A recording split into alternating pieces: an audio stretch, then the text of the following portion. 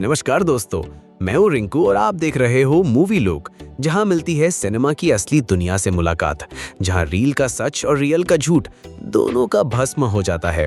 और आज मैं आया हूँ एक मोह माया से भरी, धर्म और ड्रामा से लथपथ 500 करोड़ की फिल्मी यात्रा के बारे में बात करने। लेकिन एक सेकंड रुक जाओ, नाम नहीं लूंगा, पोस्टर नहीं दिखाऊंगा और फुटेज तो भूल जाओ भाई, क्योंकि अगर गलती से इस फिल्म का मजाक उड़ा दिया तो शिव का त्रिशूल सीधा कॉपीराइट क्लेम बन के घुस जाएगा दिल में। एक्ट 1, भगवान और बॉलीवुड का भस्म फ्यूजन।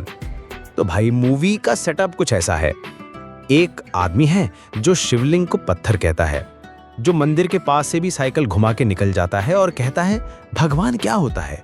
अब ऐसे बंदा को फिल्म के मेकर्स बनाते हैं ultimate devotee of Shiva.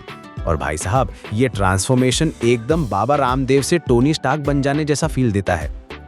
Makers ने काफी शास्त्र पढ़ा लेकिन स्क्रिप्ट नहीं, माइथोलॉजी का मजाक भी नहीं उड़ाया लेकिन समझ भी नहीं पाए। भाई अगर गॉड ऑफ डिस्ट्रक्शन का मूवी बना रहे हो तो कम से कम डिस्ट्रक्शन ऑडियंस का टाइम का ना करो। एक्ट 2, कास्टिंग की महायात्रा, सुपरस्टार्स का दरबार। देखो भाई, जब फिल्म अनाउंस हुई तो लगा एवेंजर्स भारत एडिशन बन रहा है। Prabhas as Rudra, fiery entry, limited run time. Akshay Kumar as Shiva, Hindi में बोलते हुए लिप सिंक तो भगवान ही बचाए। मोहनलाल कीरत रूप में एक कैमियो, लेकिन एक्टिंग का वॉल्केनो। और इनके बीच में कुछ ऐसे कैरेक्टर्स जिनको देखकर लगता है ये कौन है भाई, किस टाइमलाइन से आए हैं। एक विलेन जिसका मोटिव खुद उससे भी नहीं पता, और एक हीरोइन जिसका रोमांस लगता है जैसे देवों के देव मीट्स डेस्परेट हाउसवाइफ्स। एक्ट 3, 183 मिनट का दुख भरी सफर, मुख्य कहानी ढूंढते रह गए।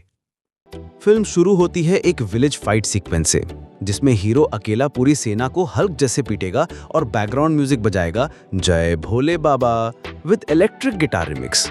उसके बाद क्या, फ्लैशबैक, और फ्लैशबैक के अंदर फ्लैशबैक, और फिर एक ड्रीम सीक्वेंस जिसमें और फ्लैशबैक। भाई इतना टाइम दिया तो देवदत्त पटनायक भी कंफ्यूज हो जाए कि ये माइथोलॉजी है या मैट्रिक्स ऑफ मेमोरीज। और ये सब होता है पहले 2 घंटे में, जहां ना डिवोशन है ना इमोशन, बस है तो स्लो मो में उड़ते हुए डस्ट पार्टिकल्स और C grade wire work. Act 4, interval पे बर्गर। इससे बेहतर स्क्रीन प्ले थाली में था। भाई इंटरवल में बर्गर लिया, और वो बर्गर का लेटस ज्यादा टाइट लिखा था फिल्म की स्क्रिप्ट से। वही बर्गर ने मेरी जान बचाई।